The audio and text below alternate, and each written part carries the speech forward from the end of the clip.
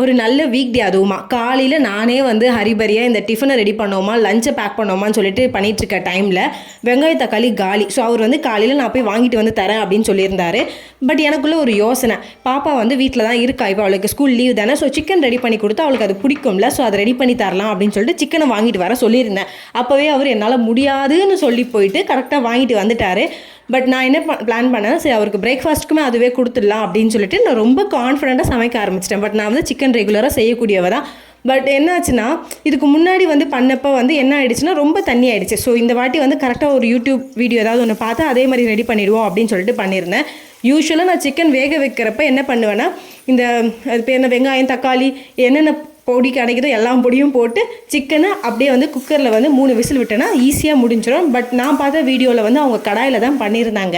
So பார்க்கவே சூப்பராக இருந்துச்சா, சரி அதே மாதிரி பண்ணுவோம் அப்படின்னு சொல்லிட்டு வாங்கிட்டு வந்த மொத்த சிக்கனுமே போட்டாச்சு. நான் என்ன பிளான் பண்ணிட்டேன்னா, இந்த ஒரே ஒரு சிக்கன் கிரேவியை பண்ணிட்டோம்னா காலையில் பிரேக்ஃபாஸ்ட்டுக்கு, மத்தியானம் லஞ்சுக்கு முடிஞ்சா நைட்டு டின்னருக்கு கூட இதே வச்சு ஓட்டிக்கலாம் அப்படின்னு சொல்லிட்டு பிளான் பண்ணியாச்சு. அண்ட் அவர் வந்து லஞ்சு வேண்டாம், வெறும் நான் பிரேக்ஃபாஸ்ட்டுக்கு மட்டும் சாப்பிட்டு போகிறேன் அப்படின்னு சொல்லிட்டாங்க. அண்ட் அவருக்குமே வந்து லேட் ஆகிடுச்சு. காலையில் மோஸ்ட்லி வந்து ஒரு 9 o'clock வந்து அவர் கிளம்பிடுவார். அண்ட் நான் வந்து 9 o'clock மேலே தான் ரெஃப்ரெஷ் ஆனால் தான் நான் ஒரு 10 மணிக்கு கொஞ்சம் நிம்மதியாக வேலையை பார்க்க முடியும். பட் என்ன ஆகிடுச்சுன்னா, நான் இதை ரெடி பண்ணுறதுக்கே வந்து அப்படியே கொஞ்சம் கொஞ்சமாக வந்து கிட்டத்தட்ட 9-10 கிட்ட ஆகிடுச்சு. அவர் வேறு பிரேக்ஃபாஸ்ட்டுக்காக உட்காந்துட்ருக்காரா. ஸோ அதனால் சரி இப்போதைக்கு அவருக்கு வந்து ஒரு ஆம்லேட்டை போட்டு கொடுத்துட்டு நம்ம பொறுமையாக இது கூட வந்து சண்டை போடுவோம் அப்படின்னு சொல்லிட்டு நான் பாட்டு வந்து ஆம்லேட் தான் போட ஆரம்பிச்சிட்டேன். அண்ட் யூஸ்வலாக வந்து சிக்கன் கிரேவி பண்ணுறேன் அப்படின்னா எப்போவுமே வந்து எனக்கு என்ன ஆகும்னா, ஒன்று ரொம்ப தண்ணி ஆகிடுற மாதிரி இருக்கும், அப்படி இல்லைன்னா ரொம்ப திக்காகிடும். எந்த அளவுக்குன்னா அவர் வந்து இதில் கிரேவி எங்கே இருக்குதுன்னு கேட்குற அளவுக்கு வந்து எனக்கு இருக்கும். பட் இந்த வாட்டி வந்து கொஞ்சம் கேர்ஃபுல்லாக பண்ணணும் அப்படின்றதுக்காக தான் இந்த யூடியூப் வீடியோஸ் எல்லாம் பார்த்தேன். பட் கடைசியில் அதுவே எனக்கு கவுத்து விடுன்றது எனக்கு தெரியாமல் போயிடுச்சு. இதிலேருந்து என்ன லெசன் புரியுதுன்னா, நீங்கள் காலையில் அவசர அவசரமாக சமைக்கிறீங்க அப்படின்னா அந்த சமயத்துக்கு உட்காந்து எந்த யூடியூப் சேனல்லையுமே வீடியோஸை பார்த்துட்டு சமைச்சிடாதீங்க. ஏன்னா அது வந்து நம்ம ஒரு வாட்டி ட்ரையல் பார்த்துட்டு செஞ்சால் தான் ஓரளவுக்கு கரெக்டாக வர மாதிரி இருக்குது. ஆக்சுவலி அவங்க வந்து சூப்பராக தான் சமைச்சிருந்தாங்க. நான் என்ன மிஸ்டேக் பண்ணேன்னு தெரியல, சிக்கன் மட்டும் வேகலை. என்னென்னா குழம்பெல்லாம் ரெடி ஆகிடுச்சு, பட் சிக்கன் மட்டும் வேகலை. அது மட்டும் தான் நம்ம பிரச்சனை. பட் நம்மக்கிட்ட தான் 7-8 அறிவு இருக்குல்ல. நான் என்ன பண்ணிட்டேன்னா, சைலண்ட்டாக அந்த சிக்கன் கிரேவி மொத்தத்தையுமே அப்படியே ஒரு குக்கரில் போட்டுட்டு ஒரு 3 விசில் கண்ணை மூடி விட்டாச்சு. விட்டு எடுத்ததுக்கு அப்புறம் தான் அந்த சிக்கன் கொஞ்சமாச்சும் வந்து ஒரு மாதிரி சாஃப்டாக இதுவாக இருந்துச்சு. ஆக்சுவலி சிக்கன் தான் பிரச்சனைன்னு நினைக்கிறேன், என் மேலே ஒரு தப்பும் கிடையாது. அண்ட் இதுக்கு முன்னாடியெல்லாம் வந்து நான் பிளிங்கிட், இன்ஸ்டாமார்ட் அப்படி தான் வந்து சிக்கன் ஆர்டர் போடுவேன். பட் அது ஒரு வாட்டி பயங்கர மோசமான ஒரு எக்ஸ்பீரியன்ஸை வந்து ஃபேஸ் பண்ணதால் வந்து இப்போல்லாம் சிக்கன் வாங்கணுன்னாலே நேராக போய் கடைக்கு போய் வாங்கிக்கலான்ற மாதிரி முடிவு பண்ணியாச்சு. சரி ஓகே, சிக்கன் கிரேவியை எப்படியும் அடிச்சு பிடிச்சி ரெடி பண்ணியாச்சுன்னு சொல்லிட்டு அவருக்காக தோசை ஊற்றுறேன். அதுவும் அன்றைக்கி அவ்வளோ கேவலமாக வந்துச்சு. இப்போ தான் புரியுது, இந்த முதல் கோணல் முற்றிலும் கோணல்னு வாங்கலாம், அந்த மாதிரி தான் எனக்கு ஆச்சு. என் பிரச்சனை என்னென்னா, நான் கிச்சனில் வந்து சமைக்கலைன்னா கூட எனக்கு பிரச்சனை கிடையாது. பட் கிச்சனில் இந்த மாவு கொட்டி இருக்கிறது ரொம்ப பிசுன்னு இருந்துச்சுன்னா எனக்கு ரொம்ப கஷ்டமாக இருக்கும்.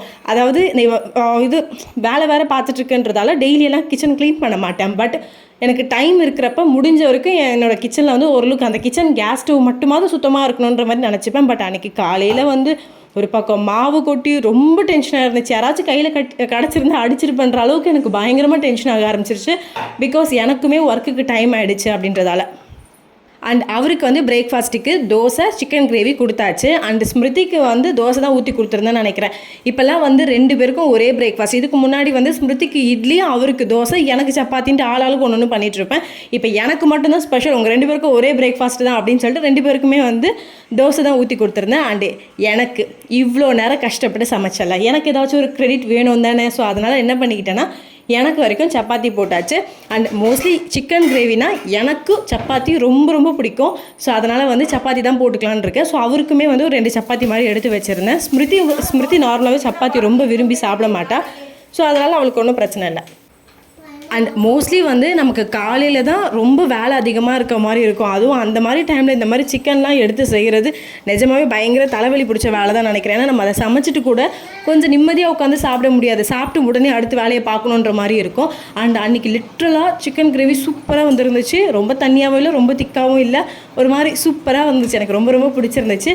பட் இதுவே ஒரு வீக்கெண்டாக இருந்தால் சூப்பராக இருந்திருக்குமேன்ற மாதிரி இருந்துச்சு. ஏன்னா சாப்பிட்டு உடனே வேலையை பார்க்கணுமே அப்படின்றதால. அண்ட் நான் வந்து அவங்க 2 பேருக்கு பிரேக்ஃபாஸ்ட் கொடுத்து முடிச்சதுக்கு சாப்பிட்டதுக்கப்புறம் நான் ரொம்ப ஹாப்பியாக பீஸ்ஃபுல்லாக எனக்கு பிடிச்ச மாதிரி நல்ல பீஸஸாக எடுத்து வச்சுக்கிட்டு உட்காந்து சூப்பராக வந்து என்னோடய பிரேக்ஃபாஸ்ட்டை சாப்பிட்டு முடித்தேன்.